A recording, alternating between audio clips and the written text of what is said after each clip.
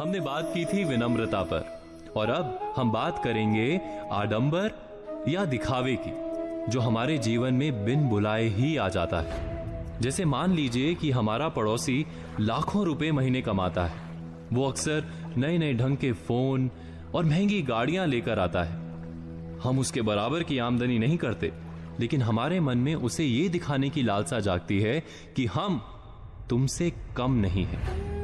हम उसकी तरह की घड़ियां और फोन खरीदने निकल पड़ते हैं। हम कभी नहीं सोचते कि जाने अनजाने हमें दिखावे या आडंबर की महाघातक बीमारी ने चपेट में ले लिया है। क्या आपने कभी इस दिखावे के बारे में सोचा है? ये दिखावा और कुछ नहीं, एक मानसिक बीमारी है।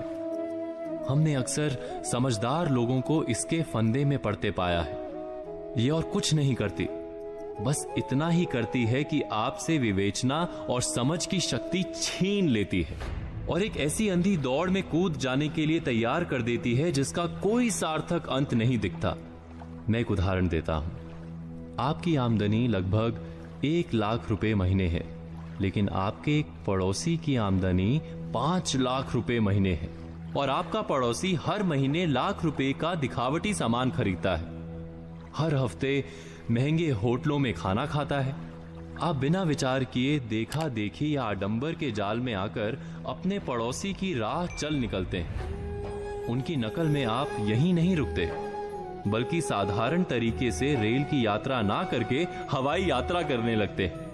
आप अपनी आमदनी और अपने खर्च के अनुपात को भूलकर केवल पड़ोसी के खर्च की प्रतियोगिता पर उतर आते हैं और आडंबर को ध्यान में रखते हैं। आप वैसे ही जीना चाहते हैं जैसे पड़ोसी या संबंधी जीते हैं। महीने 2 महीने या 3 महीने के बाद होने वाली आपकी उलझन का हर कोई सरलता से अंदाजा लगा सकता है। ऐसा नहीं कि आप दिखावे की इस जंजाल से बच नहीं सकते, बस पड़ोसी या संबंधी क्या खरीद रहे हैं इस पर ध्यान देने के स्थान पर आप इस पर ध्यान दें कि उनकी खरीद के पीछे कितना उनका धन बल है और कितना आडंबर। एक बार अगर आपने सरल गणित को समझ लिया तो जीवन में आप कभी भी किसी तरह के आडंबर के खेल में नहीं फंसेंगे।